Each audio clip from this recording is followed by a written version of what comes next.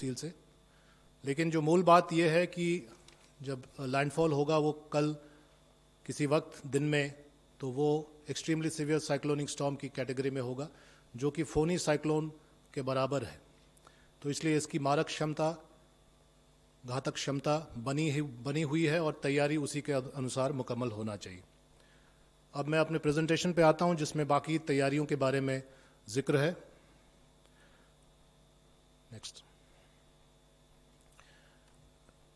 जैसा कि विदित है, इस पर बहुत मॉनिटरिंग की ज़रूरत है, लगातार पल पल खबर लेने की ज़रूरत है। वो किया जा रहा है एनडीआरएफ हेडक्वार्टर के द्वारा और अन्य एजेंसियों के द्वारा। अभी फ़िलहाल 15 टीम उड़ीसा में हैं, जो कि डिप्लॉयड हैं और ज़मीन पर काम शुरू कर चुकी हैं, अवेयरनेस ड्राइव का, कम्युनिकेशन का और इवैक्यूएशन का। 19 टीमें वेस्ट बंगाल में ग्राउंड पर हैं और 2 टीमें वेस्ट बंगाल में रिजर्व में हैं। इस तरह 41 टीमों का टोटल डिप्लॉयमेंट दोनों राज्य मिलाकर है, अगर रिजर्व को भी हम लोग मान लें।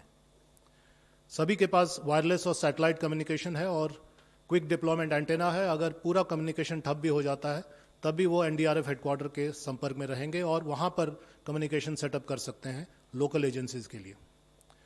जो एक्सपीरियंस साइक्लोन फोनी का हुआ, उससे हम लोगों ने कुछ सीख ली है और पर्याप्त ट्री कटर्स, पोल कटर्स इत्यादि पोस्ट लैंडफॉल रेस्टोरेशन के लिए रखा गया है, अगर उसकी ज़रूरत पड़े तो। और जो सबसे अहम बात है जो आपसे मैं शेयर करना चाहूँगा, वो ये कि ऐसा पहली बार हुआ है कि एक तरह से 2 डिज़ास्टर्स हम लोग एक साथ फेस कर रहे हैं। पहला डिज़ास्टर ऑनगोइंग है, कोविड-19, जो सब आप समझ रहे हैं, और उस माहौल में, उस परिप्रेक्ष्य में ही एक दूसरा डिज़ास्टर हमारे सामने है जो साइक्लोन की शक्ल में है। सो अगर उसको शॉर्ट में कहा जाए, it is cyclone in the time of Covid. So ये डुअल चैलेंज हम लोग फेस कर रहे हैं और उसी के अनुरूप हम लोग कार्रवाई कर रहे हैं। ये एनडीआरएफ की जो टीमें डिप्लॉय हुई हैं उसका नक्शा है जो आपसे शेयर कर लिया जाएगा। ये दोनों राज्यों को मिलाकर नक्शा है, जिसमें आप देख सकते हैं 34 टीमें डिप्लॉयड हो चुकी हैं, 41 टीमें डिप्लॉयड हो चुकी हैं, जिसमें से 34 डिप्लॉयड हैं और 7 रिजर्व में।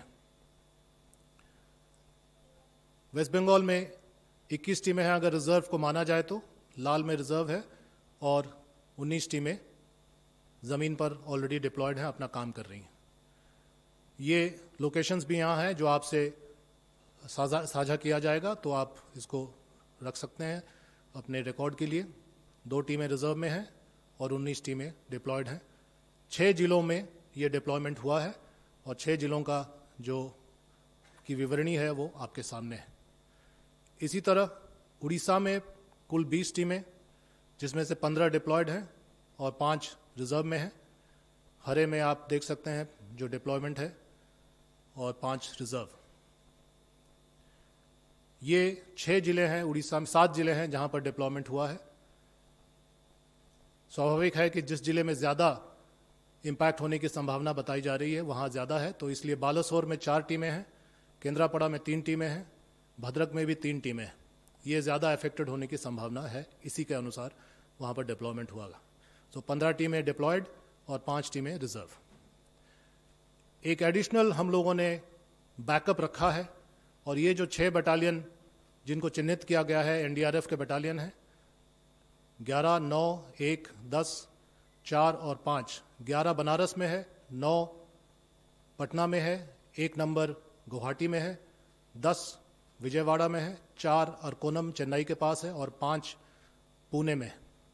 इन सभी में एयरपोर्ट्स हैं या मिलिट्री के एयरपोर्ट्स हैं, और इनको इसलिए चुना गया कि यहाँ से एयरफोर्स हेवी एयरक्राफ्ट C-130 इत्यादि से शॉर्ट नोटिस पर ट्रूप्स को ला सकता है जहाँ पर ज़रूरत हो।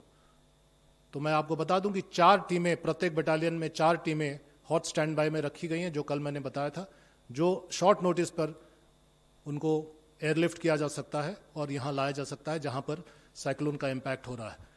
6x4 24 टीमें इस तरह से स्टैंड बाय में है, out of the area, but stand by, hot stand by में है for any time lifting by the air force. NDRF की एक्टिविटी क्या चल रही है? कोऑर्डिनेशन का काम शुरू से ही हो रहा था, पिछले 7 दिन से हम लोग कर रहे थे। अवेयरनेस लगातार पिछले 3 दिन से अवेयरनेस कैंपेन चल रहा है, वो फोटो में आप लोग देखेंगे, वीडियोस में देखेंगे।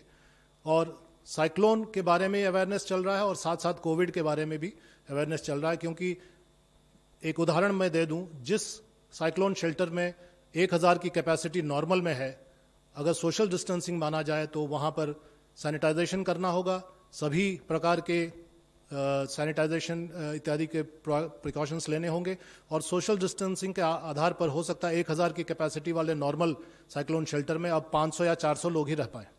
तो उसकी तैयारी कैसे होगी, उसके बारे में भी अवेयरनेस चल रहा है। और इवैक्यूएशन का काम शुरू हो गया है। इवैक्यूएशन में अभी हम लोग, क्योंकि ये अब सबसे बड़ी प्राथमिकता है इवैक्यूएशन, जान बचानी है लोगों की, तो वो इवैक्यूएशन का काम अभी लगातार बदस्तूर जारी है। और announcements that NDRF is available, इसके बारे में भी वहाँ कहा जा रहा है। और एनडीआरएफ जो है कम्युनिटी रिस्पॉन्स और कम्युनिटी रिलेशनशिप वहाँ पर सेटअप कर रही है। ये कुछ आपके सामने चित्र हैं जिससे आप समझ सकते हैं कि एनडीआरएफ की एक्टिविटी क्या हो रही है। अवेयरनेस कैंपेन आरामबाग हुगली, उलुबेरिया हावड़ा, जो जिले चिन्हित हैं। सागर आइलैंड में आप देख सकते हैं अवेयरनेस कैंपेन चलाया जा रहा है। और सागर आइलैंड एक मेजर इम्पैक्ट एरिया होगा इस साइक्लोन से। अगर प्रेडिक्शन के हिसाब से हम लोग चलें तो यहाँ लैंडिंग होने की पूरी संभावना है। ये 24 परगना नॉर्थ, हसनाबाद, यहाँ पर अवेयरनेस कैंपेन चलाया जा रहा है। ये काकद्वीप, जो दूसरा आइलैंड है सागर आइलैंड के साथ साथ काकद्वीप, जो कि हाई इम्पैक्ट जोन माना जाता है। अगर एज पर प्रेडिक्शन और एज पर ट्रैजेक्टरी लैंडिंग हुई तो काकद्वीप भी बुरी तरह से अफेक्ट हो सकता है। ये उड़ीसा में आते हैं। उड़ीसा में जो अवेयरनेस कैंपेन का सिलसिला है वो पिछले 3 दिन से चल रहा है। और ये भद्रक में है, जो कि एक सस्पेक्ट डिस्ट्रिक्ट है कि वहाँ पर इम्पैक्ट ज़्यादा हो। ये जगत सिंहपुर में है, जो भी एक हाई इम्पैक्ट डिस्ट्रिक्ट माना जाता है। ये बालासोर में है, यह भी एक हाई इम्पैक्ट डिस्ट्रिक्ट, बल्कि यहाँ 4 टीमें हैं एनडीआरएफ की। ये केंद्रापाड़ा में है और ये पुरी में है। तो ये हमारी जो कार्रवाई है ये आपके सामने है। फिर से मैं दोहरा दूं कि इसको हम लोगों ने सुपर साइक्लोन की कैटेगरी को देखते हुए तैयारी की है। और एक बात मैं कह दूं कि आज ही नेशनल क्राइसिस मैनेजमेंट कमेटी की मीटिंग कैबिनेट सेक्रेटरी महोदय ने की। और आज ही, जैसा कि आप लोगों को विदित है, माननीय गृह मंत्री महोदय ने दोनों ही मुख्यमंत्री महोदय और महोदयों से बात किया और तैयारी के बारे में जायजा लिया है, जिसके आधार पर अब ये कहा जा सकता है कि पूरे समन्वय के साथ कार्रवाई हो रही है केंद्र और राज्य सरकारों में। धन्यवाद। धन्यवाद।